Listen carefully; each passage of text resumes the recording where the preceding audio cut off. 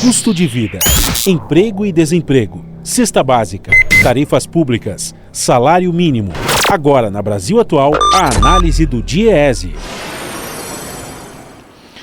E nós vamos fazer contato agora com o diretor adjunto do DIEESE, José Silvestre. Bom dia, Silvestre. Bom dia, Glauco. Tudo bem? Tudo certo. Silvestre, nós vamos ter a partir de hoje aí o aumento de preços do diesel nas refinarias, que vai subir cerca de 15%, a gasolina também vai subir aproximadamente 10%. Com isso, acumulado no ano, chega a 27,7% e 34,4% respectivamente, sendo o sexto aumento do diesel e o quinto da gasolina. Como é que você vê, além do impacto, óbvio, né, direto para o consumidor, que outros impactos você vê também derivados desse reajuste, Silvestre? Olha, Glauco, todo e qualquer reajuste de combustíveis, ele tem um efeito, digamos assim, em cadeia na economia de uma maneira geral, né? A começar, por exemplo, pelos fretes, né? Que no Brasil nós temos grande parte da carga transportadas por caminhões, ou seja, em estradas que, portanto, dependem principalmente do diesel, né? Então isso tem um efeito na economia de uma maneira geral, tem um peso na inflação, né? Agora, chama a atenção também, Glauco, bom, primeiro, essa é uma política da Petrobras, vamos lembrar que vem do governo Temer, né? Não sei se você se lembra, no governo Temer, o Pedro Parente, quando era presidente da Petrobras, estabeleceu a chamada política de preços de paridade internacional, né? Ou seja, atrelado ao dólar. Então o dólar varia, isso tem impacto do ponto de vista do preço, dos reajustes dos combustíveis. Eu acho que um dado interessante que ainda não está claro, não sabemos se vai ter ou não, isso é mais preocupante ainda, porque isso atinge a maioria das famílias brasileiras, que é o aumento do GLP, ou seja, do gás de cozinha. Ainda não foi anunciado, então não sabemos, né?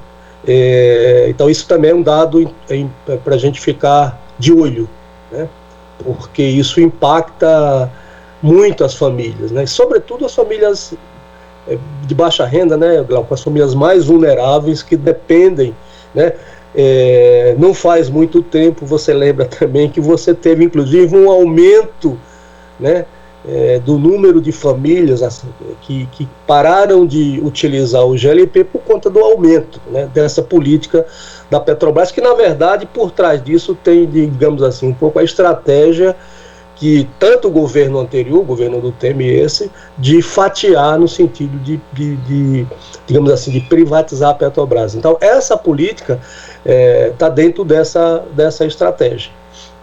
E esse projeto do governo, né, que foi, na verdade, moldado ali pela equipe econômica de Paulo Guedes, de alíquota única do ICMS, é uma manobra bem diversionista, né, Silvestre? Porque, como você lembrou, os aumentos ocorrem por conta da política de preço adotada pela Petrobras, já na gestão de Pedro Parente, ali no governo Michel Temer, que foi mantida pelo governo de Jair Bolsonaro, e não é o interesse da equipe econômica, isso está evidente, mudar essa política de preço. Então o Brasil vai continuar à mercê da oscilação do mercado internacional. Quer dizer, o ICMS na prática, né, qualquer tipo de mudança, não afetaria de fato o preço da gasolina e do diesel, Silvestre?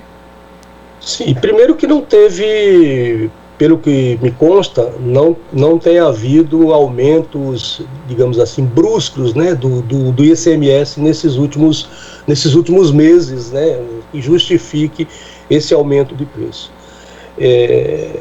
Segundo, que a composição do preço dos combustíveis, né, é o que? Trata-se digamos assim, da margem de ganho da refinaria, dos revendedores, dos distribuidores, e obviamente também dos preços, né, dos tributos, ou melhor, dos impostos, tanto os federais quanto os estaduais, como o ICMS. Mas como a gente falou, o ICMS não teve, que eu me lembre, né, nada de aumento assim brusco que justificasse esse aumento nos preços dos combustíveis. É isso, Glauco, é a política de preços. Você vê, por exemplo, no governo Temer, lá na gestão Parente, já teve o preço do combustível chegou a variar diariamente. E se a gente olhar agora, com esse aumento decretado a partir de hoje, me parece que já é o sexto, se não me engano, do diesel e o quinto da gasolina. Ou seja, nós temos 1 mês e meio praticamente do ano de 2021, é quase que um aumento semanal, né, do preço dos combustíveis. E é curioso, né, porque também quando às vezes a gente vê determinado tipo de proposta que não se mede as consequências ali na frente, né, porque fazer qualquer tipo de alteração que possa, na verdade, causar uma queda de arrecadação do ICMS nos estados pode comprometer, por exemplo, a questão da saúde pública, né? A gente já tem o orçamento do SUS congelado pela lei do teto, os estados e municípios tendo que arcar, obviamente, com aumento de custos nessa área, com a arrecadação caindo, a economia estagnada, e a gente tem, por exemplo, aqui em São Paulo, né, as universidades estaduais têm um orçamento vinculado justamente à arrecadação do ICMS. Se você tem queda, você vai ter queda também na questão da pesquisa, da própria ciência brasileira. Então é feito em cadeia e parece que é tudo um pouco feito de forma irresponsável demais, né, Silvestre? Isso de fato tem esses efeitos, né? Mas eu queria chamar a atenção mais uma vez para esse aspecto, né? Vamos esperar que não tenha aumento também do GLP, do gás de cozinha. E também, Glauco, eu acho, como a gente comentou, acho que faz parte isso está dentro dessa estratégia do governo de preparar e está fazendo isso, né? Lamentavelmente, que é o processo de fatiamento e de venda dos ativos da principal empresa brasileira, que é a Petrobras. Só acrescentar aqui, Glauco, um rápido comentário, o que isso vai significar, e já está significando, e é por conta desse governo, por exemplo, a venda de refinarias da Petrobras. Isso terá um impacto considerável na economia, principalmente do Nordeste, né? Além de outros aspectos, como, por exemplo, venda de fechamento de empresas, enfim. Mas eu queria só mencionar o caso da Petrobras, porque a Petrobras tem um peso considerável na economia brasileira, e principalmente da economia do Nordeste, né? Em muitos dos estados do Nordeste, que dependem dos investimentos da Petrobras, dependem dos negócios gerados pela própria Petrobras, né, que tem um efeito na economia, enfim. Então, eu acho que isso é lamentável, né, que a gente esteja privatizando uma empresa símbolo para o desenvolvimento brasileiro, que é a Petrobras. E essa política de reajuste de preço desse jeito, como eu insisto, faz parte dessa estratégia.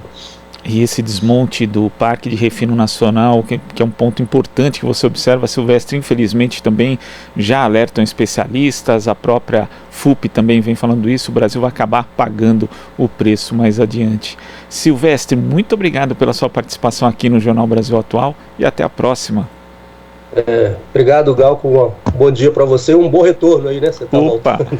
Muito obrigado. Alô. Bom dia para você também, bom fim de semana, Silvestre. Conversamos aqui com o diretor adjunto do Diese, José Silvestre. Você está ouvindo Jornal Brasil Atual. As notícias que os outros não dão.